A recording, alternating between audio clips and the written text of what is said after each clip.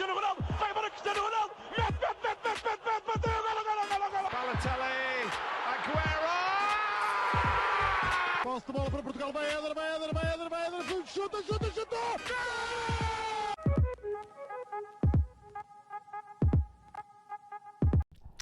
Olá, sejam muito bem-vindos a mais um episódio do podcast do Spanenka. O meu nome é João Blanco, estou na presença dos habituais João Gil e Miguel Rocha, que já não gravávamos os três há uns tempos. Entretanto, o que é que aconteceu? Gravámos com o Diogo, o Rocha estava a passear pelo Porto, na semana a seguir foi a nossa vez.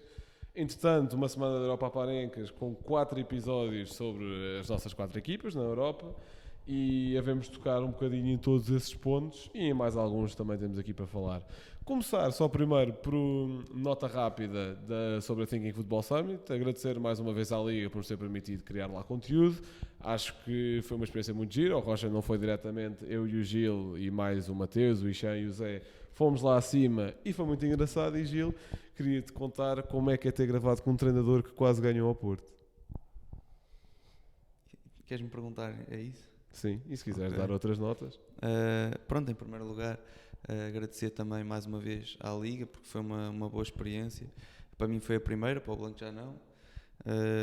Mas foi uma boa estadia no Porto e um bom evento. Queres agradecer ao hotel também? Sim, já agora só falta ver isso. Ao hotel não. Ao hotel nenhum é que nós ficamos. Certo.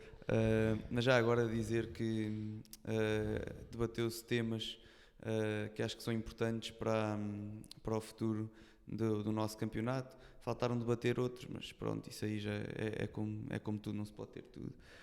Mas respondendo diretamente à tua questão, Blanco, foi bom, gostei muito de Vítor Campelos. Muita gente não sabe pronunciar bem o nome dele. A própria malta da Sport TV ontem é alternante, sabes? Sim, Campelos ou Campelos. Eu reparei, mas nós aprendemos com a melhor pessoa para isso possível, com o próprio Mister. Foi um prazer gravar com ele. E ontem ia empatando com o Porto, poderia ter ganho, perdeu. Mas Podia ter ganho também. Perdeu. É um mexicanos que eu vou-te contar, fogo. Podia ter perfeitamente ganho, mas já lá vamos também. Perfeitamente ganho. Sim, perfeitamente, mas pronto, acabou por perder. Pronto, lá está, é uma pessoa que gostei de conhecer e pronto, não sei, mas o que é que queres que diga? Está ótimo, Gil. Rocha, apesar de não teres ido, é bom ver o teu projeto dar voz a um guarda-redes como o Beto, que já ganhou ao Benfica uma final europeia da forma que ganhou. Para mim é ótimo. Acho que, ainda por cima, tendo visto os insights e a forma como ele falava com vocês também, pareceu-me um homem espetacular, 5 estrelas, sempre boa vibe. E portanto, lá está, ele até tocou nesse aspecto dos penaltis que defendeu contra o Benfica, que é o instinto, como ele já disse múltiplas vezes. E portanto, claro que me dá sempre um gosto ver aquela carinha. Para além de ter ganho ao Benfica, também ganhou uma final da Liga Europa com o Porto. E portanto, Um papel mais secundário, por sim, palavras claro, dele. mas com ele na baliza é sempre difícil ser titular. E portanto é sempre bom ver o Beto. Deixa eu só dizer já agora sobre o Beto, que eu disse-lhe isso em off, obviamente, disse-lhe: Beto, isso ainda me ficou entalado essa final. E ele respondeu-me: tu ultrapassa isso. E espera, Gil, já passaram 10 anos. Em tom de brincadeira, obviamente. Bem, e à parte destas perguntas mais provocatórias, que se calhar foram combinadas com vocês, não sabemos, o que eu queria passar à frente é para as competições europeias. Portanto, em primeiro lugar, dar a nota da Europa à Panenka, lá está, portanto, a nossa mini-rúbrica que vamos fazendo quando surgem novos adversários nas competições europeias para os nossos clubes. Portanto, eu e o Gil fomos passear à Áustria, não presencialmente, se era giro também, mas fomos falar com adeptos do Sturm Graz e do Salzburg. Rocha falou com um adepto do Shakhtar e o Lucas Lemos, que escreve para a nossa newsletter, falou com um adepto do Nápoles. Isto porque não temos nenhuma representatividade do Braga neste painel, é pena, mas ao mesmo tempo é o que é. E pronto, e para a semana, portanto, não vamos ter episódio outra vez neste formato, porque devemos ter mais 4 episódios da Europa Panenka e não achamos que faça sentido estar a dar coisa de, portanto, somando todos é ali entre hora e meia, 2 horas de conteúdo, mais um episódio de 1 hora, que é o que costumamos fazer aqui. É demasiado e achamos que só faz sentido. Passando para o episódio propriamente dito desta semana, Primeira semana de competições europeias, já fizemos a antevisão nessa rúbrica, agora vamos passar para o pós. Rocha, começando por ti, queria que me falasse um bocadinho da exibição do Porto em particular e se houve algum outro jogo que te tivesse cativado. O jogo do Porto em si acho que foi ótimo, teria sido perfeito se não tivéssemos sofrido aquele gol. Ainda muito cedo. Muito cedo, sim. Um igual muito cedo no jogo. Mas acho que o Porto teve muito bem, obviamente, destaque para o Galeno, que fez um jogaço, tirando os 2 golos e a assistência. Teve muitas outras oportunidades durante o jogo, onde demonstrou a grande qualidade que tem, e até já o tinha destacado aqui várias vezes, até no campeonato, para mim, este ano se calhar não, mas houve uma fase no campeonato anterior que sim, em que era top 3 melhores jogadores da Liga. E acho que vai voltar a esse patamar, acho que tem capacidade para isso. Acaba por ser um jogador ainda um pouco irregular, e acho que assim que conseguir combater essa fraqueza, vai demonstrar todo o potencial que tem. Já me deste um certo para TikTok ou para quote nos primeiros 10 minutos, obrigado. Sim. Tranquilo. Mas quanto ao jogo em si, acho que lá está, foi um jogo bastante bom. Um jogo em que não podíamos alinhar com o PP, ainda por causa da expulsão. Um jogador que também faz a diferença, obviamente. Ando a gostar muito do Ivan Raime, acho que tem características muito parecidas ao Otávio, que não demonstrava tanto no Famalicão. E acho que também foi o Conceição a pedir-lhe muito isso. Ele tem vindo muito buscar o jogo muito perto dos centrais, fazendo os médios subir, o Alan Varela ficar um pouco mais atrás com ele, mas é um jogador que vai pegar muito no jogo ainda numa fase muito inicial, e ando a gostar bastante disso nele, para além de toda a criatividade que tem obviamente no último terço. Quanto ao Shakhtar, é uma equipa muito jovem, como também falei no Europa Panenka, e acho que isso se notou um pouco no jogo, também pela maturidade, verem-se a perder nos primeiros minutos do jogo, depois conseguir um empate. Para uma equipa como o Shakhtar, num grupo onde está inserido, um empate seria um resultado ótimo, na minha perspectiva, até por provavelmente ir conseguir vencer fora e em casa frente ao Antuérpia, obviamente com um resultado de surpresa frente a Porto ou Barcelona, seria sempre algo benéfico para as contas no grupo. Mas lá está, acho que o que fez a diferença no jogo foi a experiência do Porto em competições europeias, mesmo que não seja nos jogadores. O Sérgio Conceição é um treinador que consegue transmitir isso muito bem aos jogadores que treina, e não há praticamente um jogo, a não ser o Bruges do ano passado, diria eu, em que o Porto não demonstra maturidade europeia, e acho que este foi mais um exemplo disso. Agora vamos ter obviamente os jogos mais importantes frente ao Barcelona, que na minha opinião vão decidir a ordem do grupo, e estou confiante para um bom resultado, pelo menos numa das mãos. Espero eu que seja em casa, já no dia 4 de outubro, se não me engano. E é isso. Quanto a outros jogos, obviamente que o que chama mais a atenção é o 4-3 do Bayern United, um jogo que eu até achei que o Bayern ia ganhar de forma mais categórica. Acho que os golos do United surgiram assim um pouco de mão beijada, de uma forma que o United nem sequer estava bem à espera. É um 4-3 que, apesar de ser um 4-3, nunca foi beliscada a superioridade do Bayern. Exato, jogo, não é? foi sempre um 3-1, 3-2, 4-2, 4-3, ou seja, nunca houve um empate, e portanto, lá está, digo de uma forma mais superior porque olhando para o resultado foi apenas por diferença de e acho sinceramente que o Bayern podia ter saído do jogo com um 4-1, 4-2 no máximo, de forma muito, muito fácil. Acho que acaba por ser o jogo da jornada, não só pelo tamanho dos clubes, mas também pelo resultado em si. Gil, quero-te perguntar sobre o Benfica Salzburg, sobre o momento do Benfica no geral também, devido a essa derrota e o Turbin ter trumido, e ainda te queria perguntar ou pedir para destacar os outros jogos das competições europeias. Certo, portanto, em primeiro lugar vou começar com a outra pergunta do meio, sobre o Turbin, se Já valia mais a pena ter ficado com o Vlaco Dimos a este ponto, não é, Gil? Pois, pronto, para muita gente, muitos benfiquistas, sim. Eu vou só dizer que o Trubin é um guarda-redes de 21 ou 22 anos, penso que 22 neste momento, que veio de um país em guerra, de um clube em guerra, e que chega aqui ao Benfica e faz o seu primeiro jogo no Estádio da Luz a titular, o seu primeiro jogo de Champions. Portanto, não estou de forma nenhuma a desculpar o jogador, como é óbvio, porque no Benfica um jogador tem de vir e tem de jogar bem, porque senão ou vai para o banco ou vai embora.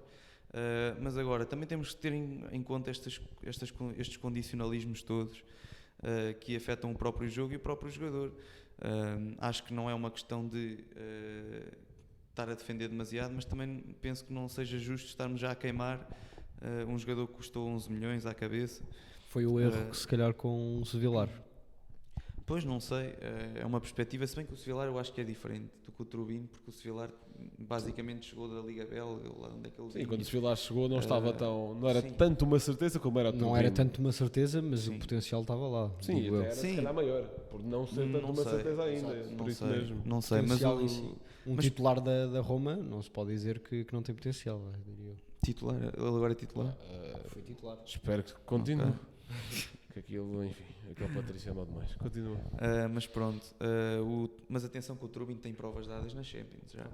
É bastante diferente do Sevilar. Pronto, certo. Ah, Sevilar tem provas dadas na Champions, como ter uma bola na baliza. Pronto, teve um jogo na Champions.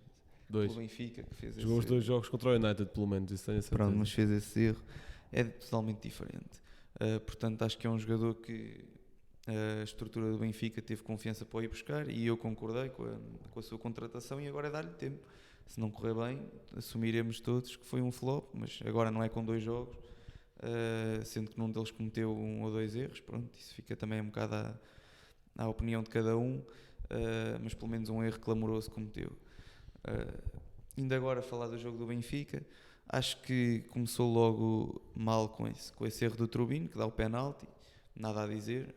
Que os jogadores do Salzburgo, o Konaté, acho que foi o Konaté, até falha o penalti, e nesse momento eu pensei, pronto, o Benfica começou mal, mas a partir daqui é sempre a subir porque vai ter uma injeção de confiança, e realmente foi o que aconteceu nos seguintes 5 minutos, em que o Benfica consegue criar uma grande oportunidade pelo João Mário, que manda ao poste, e está de certa forma nesses próximos 5, 6 minutos em cima do Salzburgo, até que acontece o lance capital para mim do encontro, em que o Bá decide atrasar de forma completamente disparatada a bola para o Trubin, que não chegou lá, foi interceptada, e em seguida deu-se um corte do Otamendi, em que a bola caprichosamente vai à barra e ressalta para o braço do António Silva, que é expulso e penalti. Também penso que não há nada a dizer sobre o lance, apesar de ter sido um lance extremamente ingrato para um jogador que claramente não tinha intenção nenhuma de fazer aquilo. E a partir daí acho que o jogo se tornou imensamente difícil para o Benfica, apesar de grande parte do jogo eu ter pensado e ter sentido que o Benfica estava completamente por cima do Salzburgo, com grandes oportunidades e com o guarda-redes Schlager, que eu por acaso já conhecia, mas não achava que fosse um grande guarda-redes. Faz a exibição da vida, uma exibição que nunca mais vai repetir. Ele diz que não acompanha o guarda-redes e depois diz que é a exibição da vida. Já ouvi e que não o achava um guarda-redes de topo, nem nada que se pareça, mas que faz ali... Isto só ver 1, 2 jogos e depois dizer que é a exibição da vida... Pronto, não tu não viste se calhar o jogo do Benfica, mas para quem viu fica bastante claro que é um guarda-redes que do nada saca tudo o que vai à sua baliza. Portanto, vamos lá ver. O do Sturm Graz também estava a ser a mesma coisa até aos 70 minutos. E eu sei lá se é a exibição da vida dele, porque é a única que eu vi na vida dele. Pronto, mas eu já vi mais exibições. Pronto, eu sei que tu és um dele. consumidor ávido de Liga Austríaca. Liga Austríaca. Claro que Portanto, sim, este ficou já- super espantado com aquele 2-2 do Salzburgo e do Sturm. Não estou a dizer que foi este ano, estou a dizer que já vi. E não devido, Gil. Já vi exibições, não foram muitas, mas já vi. E portanto faz uma grande exibição. Posso dizer isso, não é? Nenhum de vocês tem nada contra. Nada, zero. Ainda bem. Se eu só faço cordiz é porque é verdade. Pronto, e o Benfica tem várias oportunidades em que pode empatar, e eu sinto que se empatasse entrava novamente no jogo, ou mesmo quando está a perder 2-0, se marcasse o 2-1, reentrava completamente no jogo. e penso que teríamos hipóteses. Não aconteceu, por falta de eficácia e por uma grande noite do Schläger. Portanto, tornou-se tudo muito mais difícil nas contas do grupo, mas obviamente que o Benfica tem hipóteses, tem ainda 5 jogos para dar a volta a este desaire, que acaba por ser merecido, apesar de achar que um empate se calhar poderia ajustar-se mais ao que foi o jogo.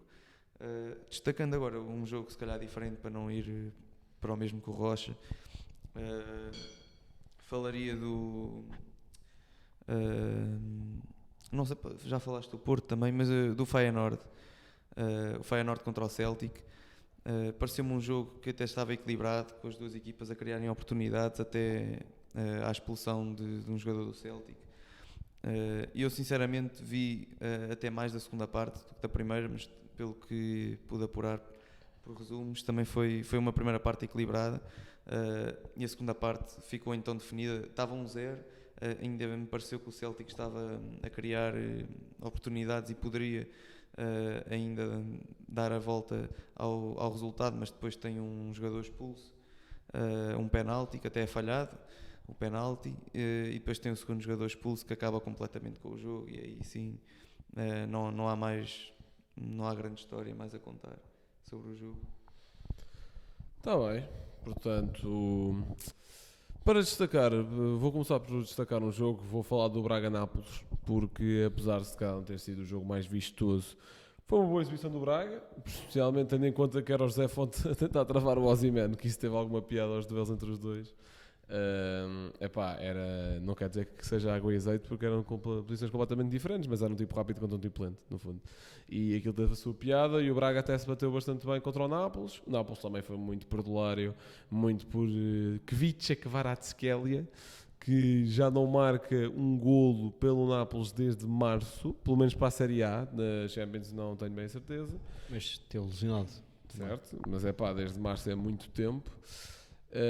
Esta época não lhe está a correr mega bem e também foi muito perdulário na pedreira. Lá está, o Braga também falhou algumas oportunidades, mas conseguiu tratar de fazer algum damage control com aquele cabeceamento do Bruma, que foi muito bom. Conseguiu ainda mandar um remate ao poste do Pizzi quando já estava 2-1 para o Nápoles, o que seria um empate. Mas já está. Eu acho que o que falta é este Braga consistência defensiva, porque olhamos para aquele segundo gol do Nápoles e eu nem toco no ponto de ser um autogol, e já muito estranho o autogol por si só, mas sim pelo ponto de nessa jogada saem 2 cruzamentos para a área do Braga, onde o tipo do Nápoles tem 2-3 metros de raio para decidir, receber a bola, cruzar, fazer como quiser, ninguém pressiona, ninguém tem essa intensidade. Tudo bem que estamos nos 80-85 minutos, mas é a Liga dos Campeões, é uma fração de segundo, basta para te lixar o resultado, e foi neste caso o que aconteceu.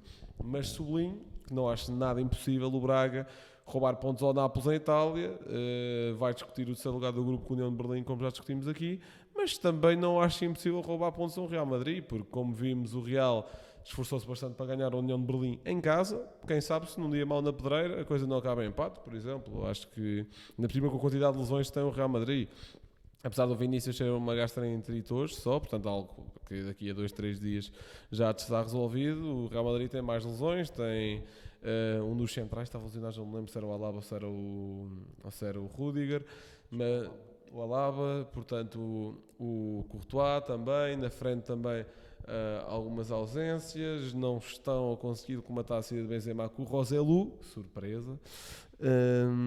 Portanto, sobre o Braga-Nápoles é isto. E sobre o Sporting, uma primeira parte das mais secantes que eu já vi na vida, e daqueles elogios vou dizer que é um jogo, foi uma primeira parte tática, muito meio campo, pouca baliza de ambas as partes. O Sturm Graz até mais perigoso que o Sporting na primeira parte. O Sporting chegou lá através de livros, de bolas paradas. Na segunda parte o jogo abriu mais um bocadinho, o Sporting, o Jenny Katam não fez um bom jogo e ia perdendo algumas vezes a bola quando tentava ir num para um, coisa que não acontece em jogos de campeonato, e defensivamente também ele que abre um bocado de espaço a mais a pressionar para depois o contra-ataque do Sturm Graz, que acaba por dar golo. mas com as substituições, coitada de Pote, Nuno Santos, a equipa mudou de figura. O próprio Diomandé foi decisivo, não só pelo golo, mas também no primeiro gol do Sporting, ele que mete a bola no Pote, um grande passe, para mim foi homem do jogo, certinho direitinho. E o Queres também marcar um gol com instinto de ponta de lança, com muita insistência, a ir ter 100% de certeza que a bola entrava e não desistir, não ficar a olhar para o remate do Pote na expectativa, não, atacou logo a profundidade, isso é importante. E para mim são os dois grandes destaques do jogo do Sporting. Portanto, seguimos para outros temas. Próximo tema é os despedimentos, um bocadinho, se calhar cedo demais num caso e tarde demais no outro, de José Gomes e de Álvaro Pacheco. Portanto, José Gomes do Chaves já foi a semana passada, depois de levar uma goleada do Boa Vista, que também está a ser uma revelação deste campeonato, e Álvaro Pacheco foi hoje, do Estoril, foi à vida. Portanto, Gil, agora começo por ti, queria-te perguntar, achas que estes despedimentos, e se quiseres fazer diferenças entre eles, estás à vontade, achas que são mais uma prova de que se dá pouco tempo a projetos e a treinadores no futebol português, ou achas que são plenamente justificados tendo em conta o momento das duas equipas? São casos diferentes, lá está. Como tu referiste, um demasiado tarde ou demasiado cedo, eu concordo. Penso que no caso de Álvaro Pacheco, é um treinador que, quer se goste, quer não, tem uma personalidade própria, tem um estilo de jogo muito próprio. E incute, sem dúvida, um estilo agressivo, mesmo de intensidade nos seus jogadores e de garra, algo que o Estoril não era uma equipa que fizesse muito isso, tivesse muito essa postura, porque pronto, tinha outros treinadores com outras ideias e obviamente que um estilo desses demora tempo a ficar entrosado nos jogadores e é este para me dizer que foram muito mais pacientes com o Nelson Veríssimo, por exemplo. Sim, se bem que o Nelson Veríssimo tem um início de campeonato até bastante positivo, uma primeira volta. Sim, o Estoril estava nos topos da tabela na primeira volta. Pronto, depois descambou um bocadinho, mas penso que fizeram uma boa primeira volta.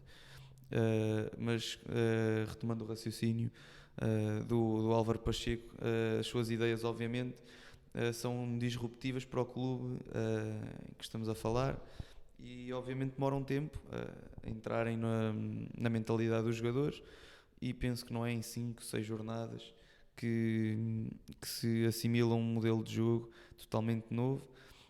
Portanto, penso que foi uma decisão um pouco precipitada.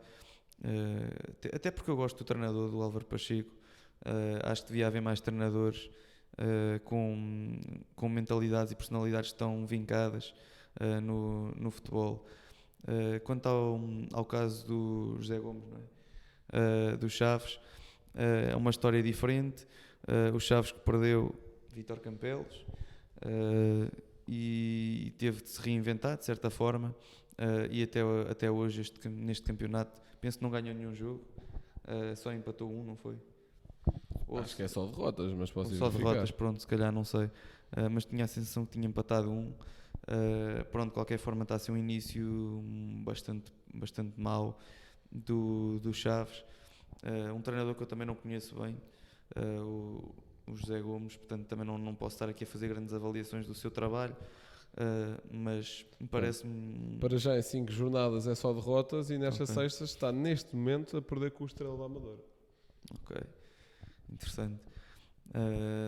Portanto, considero que foi uma boa decisão, tendo em conta o estado da equipa neste momento. Estava a checar na bet. Rocha, mesma pergunta. Portanto, se achas que são despedimentos demasiado cedo, se achas que são demasiado tarde, se há diferenças entre as situações, etc. Já falámos aqui muitas vezes sobre este tipo de situações. Eu acho que despedir um treinador à quinta jornada nunca é a decisão certa, para mim.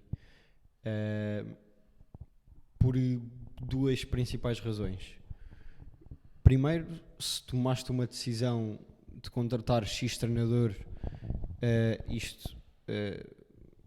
admitindo que a direção é competente, foi porque o analisaste e gostaste da ideia de jogo e gostaste da forma como se relacionava com os jogadores, etc. Achaste que era o treinador certo para o lugar. Se o vais estar a despedir à 5ª jornada, estás a invalidar todo esse trabalho que fizeste por 5 jogos numa época de 30 ou 30 e tal.